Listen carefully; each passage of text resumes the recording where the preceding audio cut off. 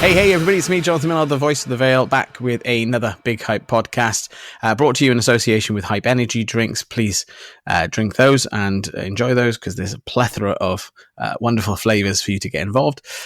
Bravos, boxing gloves and equipment. Protect yourself at all time whilst wearing Bravos, and please support our charity of choice, the Boxers in Need. Just £12 a month, straight from your account to theirs, and that will help boxing clubs and boxing boxers, retired and active, with things that they need help with getting over the line. But ladies and gentlemen, distinguished guests, it is now time to introduce my guest today, all the way from Luton. Please welcome Sam King. Hi John, how are you? How you doing, mate? You all right? Yeah, good, man. Thank you so much for coming on the podcast. I really do appreciate it. I know it's a late one for you as well tonight, so thanks for jumping on with us. Thanks for having me. Hey, it's my pleasure. You're going some places, and I wanted to capture your story before anyone else really had a chance to. I know that sounds a little bit zealous, but I'm going to beat them to it. So I'm going to say that actually I'm the first guy that introduced you to everyone else, even though lots of people know you already and you've been on some big cards. But we'll come to those in a moment. So I'll ask you the same question I ask everyone else on the podcast, which is how and why did you get involved in boxing? It's sort of like it's not a crazy, like a massive story or anything. It was just simple. My older brother had a little bit of trouble in school.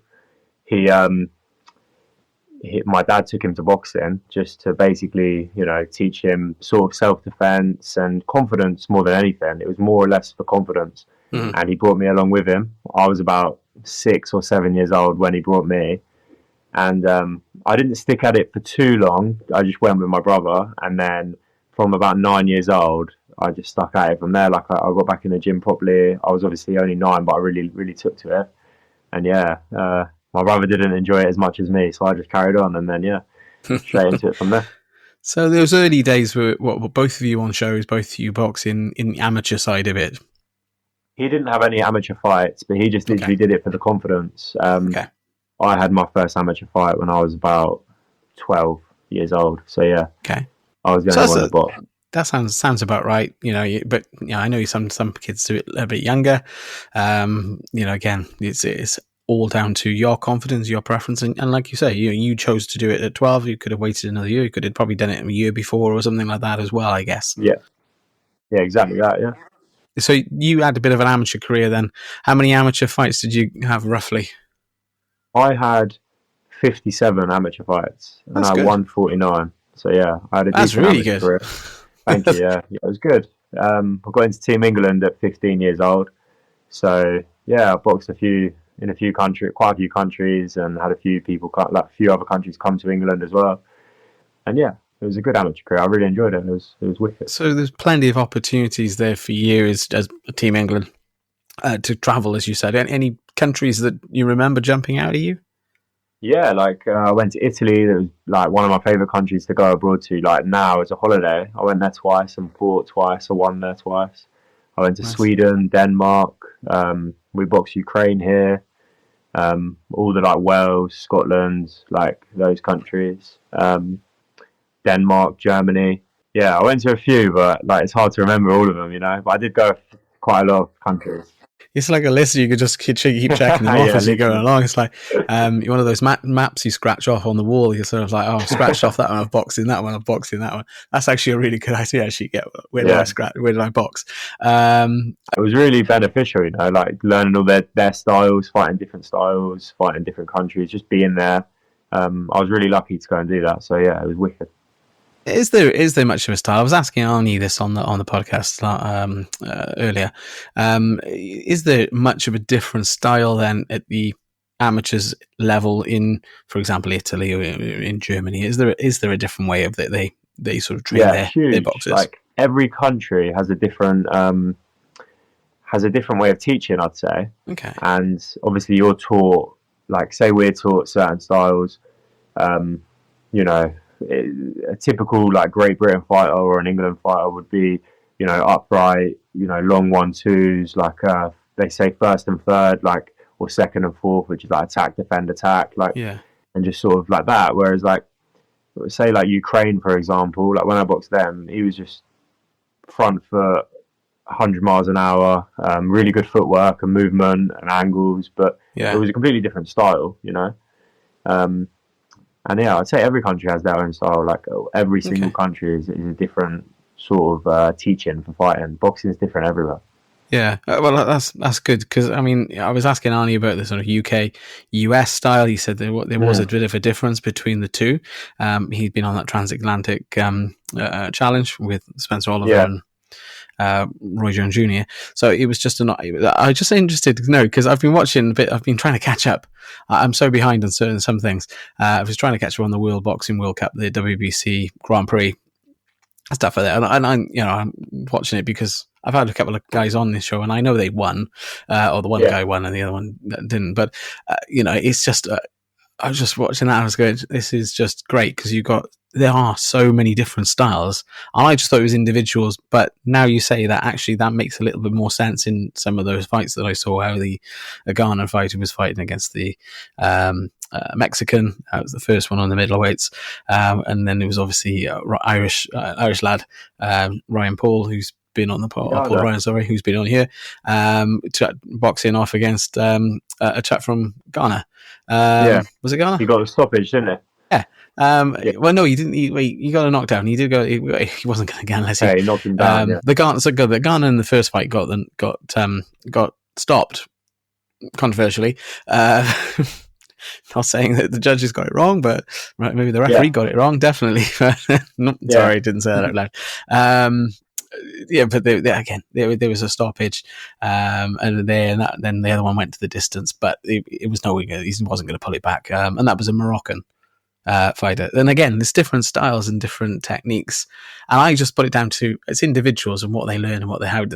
But sometimes it is, as you say, with their background, their origins, or where they come from. So the same for you, I guess, in that capacity as well. So great opportunities for you then, traveling the UK, traveling abroad, and seeing what was available and what was opportunity for you. How did that help you transfer then into the pros? Yeah, so speaking of Arnie in America, boxing there, the first thing I did was I was sort of in and around Team GB, going up to Sheffield, and then I started sparring Hamza Shiraz quite a lot for his fights. Say he'd come back from America, and then we'd do his last 2 to 3 weeks together for about 4 or 5 of his fights. And when we got to the third one, his coach, that at the time was Ricky Finez in America, said to me, "Just come out to America and give it a go out here, see how you like it." And I was fortunate enough for him to let me live with him. Okay. So I lived with Ricky Finez. I lived in his house. He drove me to the gym. Yeah, it was wicked. Like, that was a great experience. And I was there for about 4 months, and it was really good. Like, I really enjoyed it, and I learned a completely different style, like sort of just the professional style and the American style, if that makes sense. Sparring those guys and just being in and around the way they train, which is completely different to over here. So both are great, but just different. Yeah.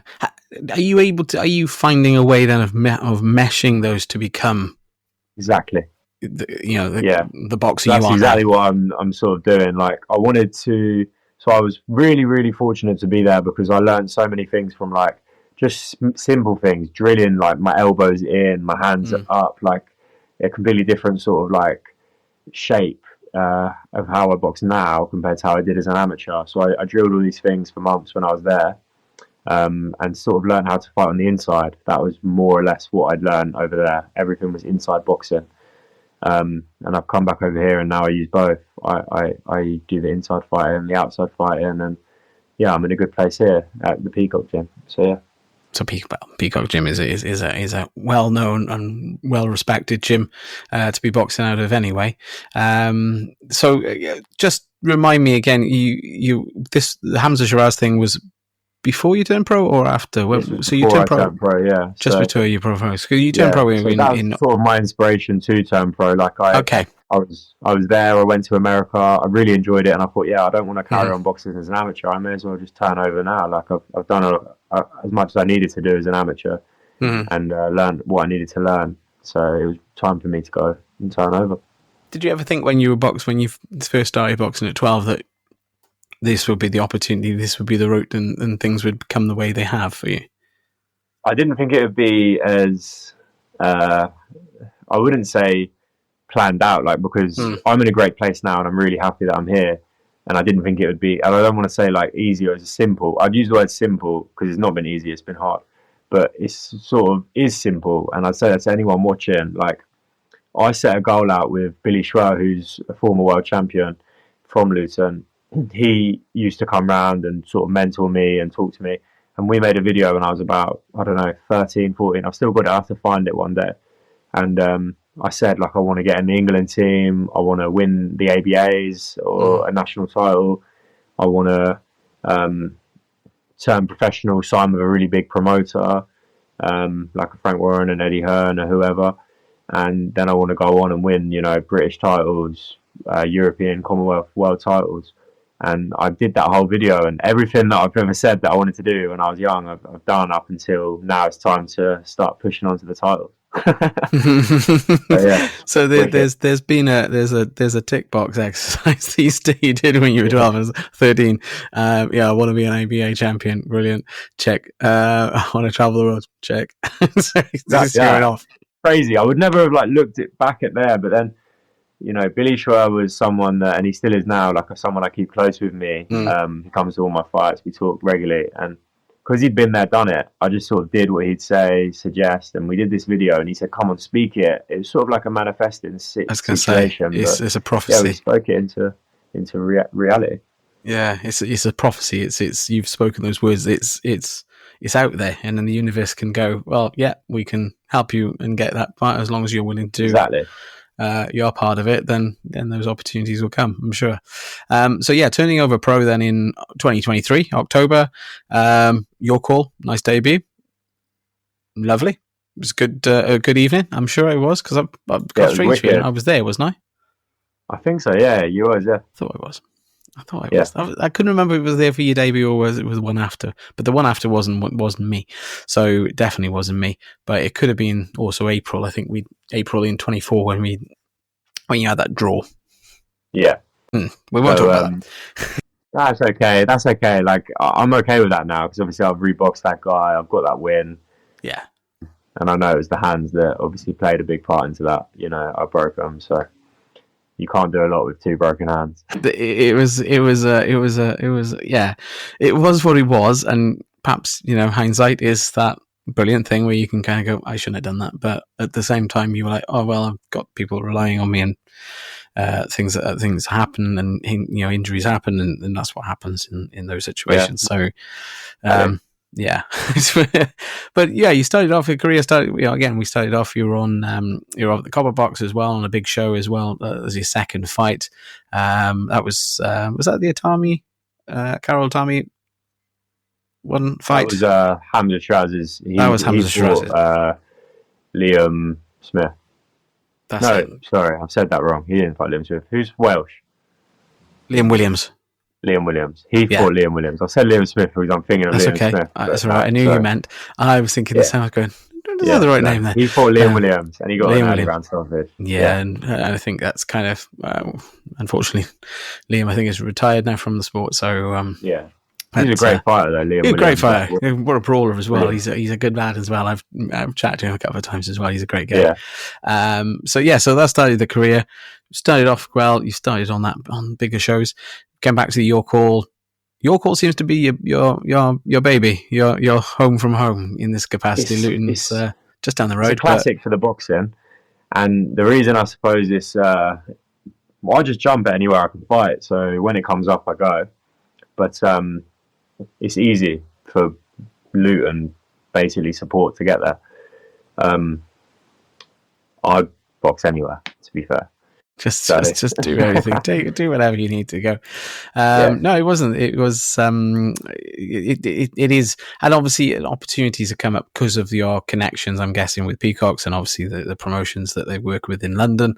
You know, they work with Queensberry. They've got, you know, good connections with Frank, and obviously they've got some other good connections with other promoters. Nielsen's, TM14. Top tier, I think Goodwin's as well. They've all got connections with all of them at some sort of level and different positions as well. So it's a great place to be, an opportunity to be as well in amongst them. So we're sitting quite comfortably at the moment. What, six bouts in, 5-0, and that one draw. As you said, you've learned that, you've put the demons away. They've gone to bed. You haven't got to worry about that anymore. That's done and dusted and dead. You knew you were better than that, and then you've come back and you proved that. So I think, Sam, that goes without question on that one. But you mentioned earlier straps, belts. What's the progression then for Sam King? What's next for Sam King? So the way I'm looking at it, and the way I've sort of me and Martin Bowers, my manager, we're looking at 2 more fights before November, and then from next year pushing on. So I'm going to try and do maybe another 6 rounder, get an 8, and then just go from there. Like, if an opportunity comes to fight for a title or an eliminator or anything, then we'll take it, and if not, then we'll do a 10 rounder or whatever, and just wait for basically next year ready to go on for a title, and get the ball rolling. That's basically the plan. Are we going to try and do the area, England, British, or are you thinking, well, look, the opportunities have come already in your life? You think, well, whatever opportunities come up, I'll be ready. Is that the plan, just to be ready? That's the plan. I'm basically I don't decide any of that. I just let Martin pick that, because he's sort of been there and done it as well with loads of fighters, and he'll know what's best for me to do. But obviously I'd jump at any title. Yeah. Is there one that you particularly, sort of domestic level, that sort of jumps out at you? Or is there one that you think, I wouldn't mind getting that one? It's not domestic, but like the classic British title, that's obviously, that's a classic. But look, I think anyone that's won a British title is just a really great fighter, and I'd love to, have that. And then, to be honest, after, that's where I want to go, and then from there go and do more. But I want to win a British title. I'd be happy to win a British title. Maybe you'll be amongst some of the greatest boxers that have ever been. I mean, anyone from Britain that have gone on to other things, a majority of them have held a British championship.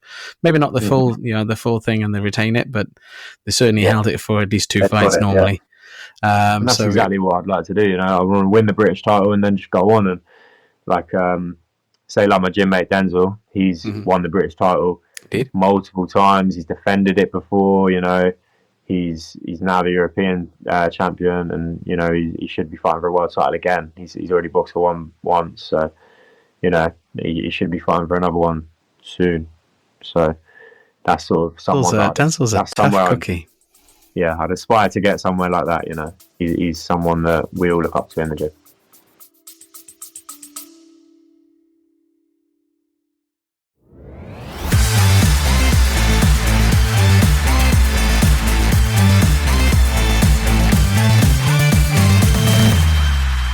Big Hype Podcast, sponsored by Hype Energy Drinks.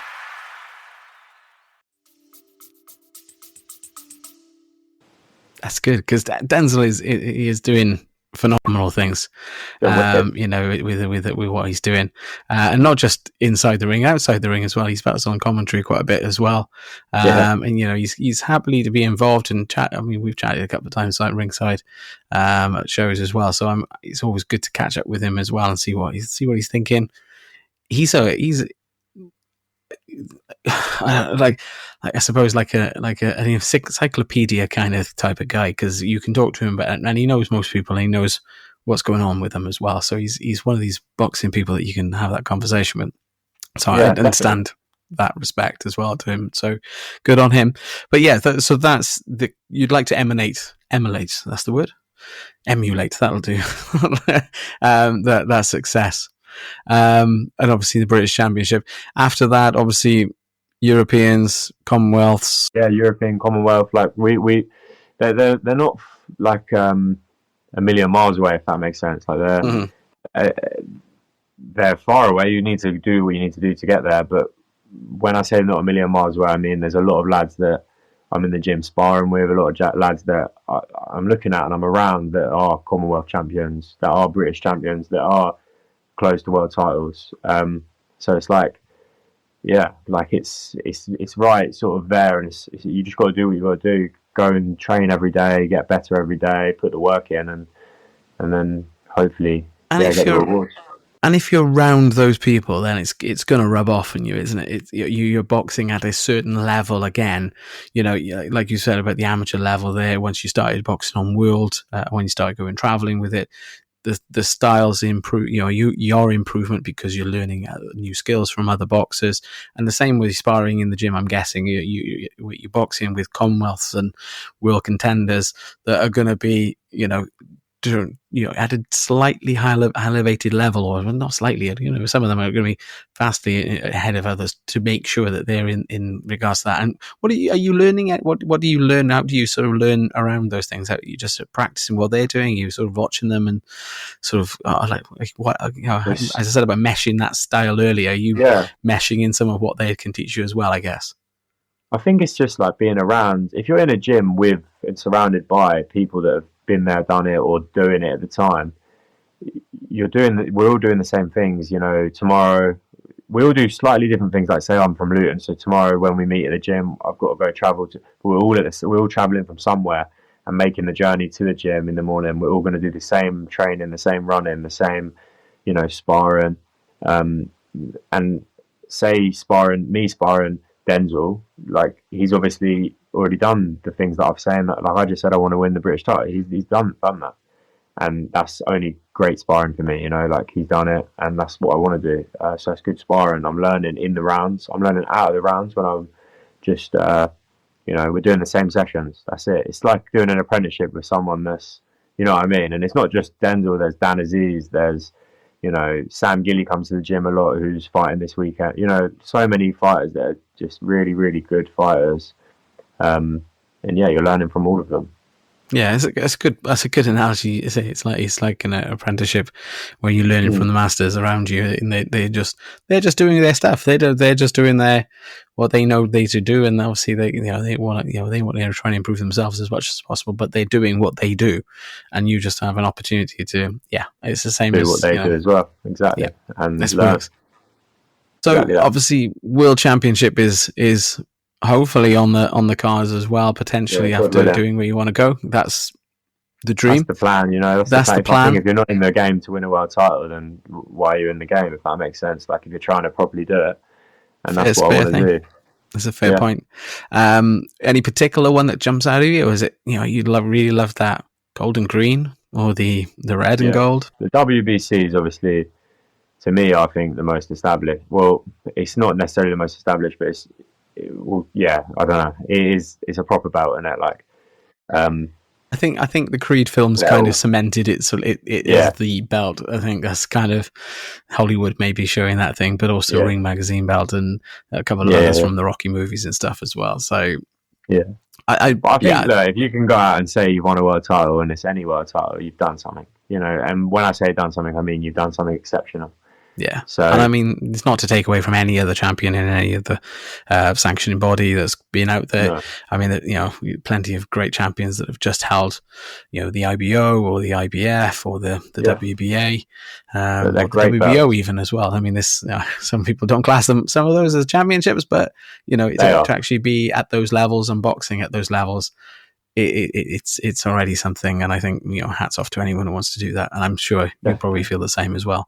So after we've won the belts and we've got them in the glass cabinet in the office or over the top of the mantelpiece or above the bed, if you're that way inclined, what would happen for Sam King? What would he like to do after boxing? Is after he's done his time in boxing? Yeah. To be honest, it's not something that I exactly think about because I live sort of like in the moment. In fact, not in the moment, but I'm present. I'm not thinking about that far ahead. Right now, I've got my goals of where I want to go in boxing. I have a daughter. I found out a daughter on the way. So no matter what, just make sure that I can provide for my daughter, my girlfriend that will be one day a wife, hopefully, as long as she, it should be. So and provide for my family. That's it. So whatever I have to do when I'm done with the boxing, some boxers finish and they don't have to do anything. I played golf today. I just play golf. Oh, you said that before we started. You said you played golf today. I was like, oh, what? It's been raining horribly here. It's been on and off all day. But you've been out playing golf. The weather's okay down here. Yeah, I fully approve of your relationship as well. It's a Welsh girl, so I can't not approve of that. So, and from a place not a million miles away from me, so I fully approve of that. And so, congratulations as well on that. Thank you. I really When's the little one due? November the 4th is the due date. So, after boxing, I'd obviously one thing I know is always stay fit. I'd always stay, in the gym, helping people, learning. And then, whatever I have to do to basically provide, that's what I'll be doing. So, yeah. Good man. Yeah, no, it's in the blood. Once you get it in you, you never leave it alone. I speak to loads of coaches that, we go to I'm involved in the amateur side of it as well. I'm sure you go to amateur shows as well, support and give back. And, you're chatting to coaches and cornermen and boxers even. And then the parents are all there, and they're still like, boxing is just our meets. It's just our meets. It's like, race jockeys of their race meets. We have our boxing meets, and that's how they are. So, good stuff. Exactly. I'm sure you will. We have a little closing tradition on the podcast where I'm just going to throw you some very quick, rapid fire questions. It's an either or option. It's not too difficult, but if you want to say which one you prefer or which one you don't prefer, however you want to do it. So, Sam King, are you ready? I'm ready. Southpaw or orthodox? Orthodox. Body shots or headshots? Body shots. Train alone or with a partner? Alone. Early bird or night owl? Early bird. Heavy bag or speed bag? A heavy bag. Underdog or favourite? Favourite. Boxing gym or outdoor amongst the trees in the gym? Then outside the gym? In the gym. In the gym. Short and powerful punches or long and technical punches? Long and technical. Fight dirty or fight clean? Loud crowd or the quiet atmospheres? A loud crowd. Okay. Quick knockout or strategic win? Quick knockout. And hypothetical question. AJ or Fury? Tough one. Fury. I'm with Queensbury. all of those you've gone through. It's like really, really easy. That's all I know exactly what I want there. That's really easy. But AJ and Fury? Oh, okay. Hey, it's been a pleasure having you on, and it's such a good to catch up with you. How do people get involved? How do they follow the journey? How do they follow you and support you? Yeah, just follow me on Instagram, samking224_. And that's the same username for Twitter. Facebook's just Sam King. And that's it. Yeah, you can check me out on there and get down to a fight.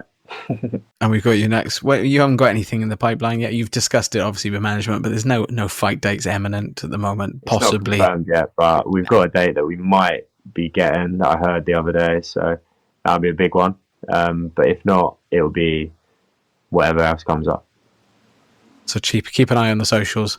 Lock it onto the socials, because you will see exactly what's going on. We'll try and promote you as best we can here at Big Hype, of course, because we're here to hype you as well. So, Sam, thank you so much for coming on the podcast. I hope you have a wonderful evening and whatever you're up to, and wish you every success. And I'm looking forward to seeing you in the title scene, southern area, or something along those lines to start us off. Perhaps we'll jump that and we'll go straight into those English and British eliminators. I'm got fingers crossed. I've got an inkling now.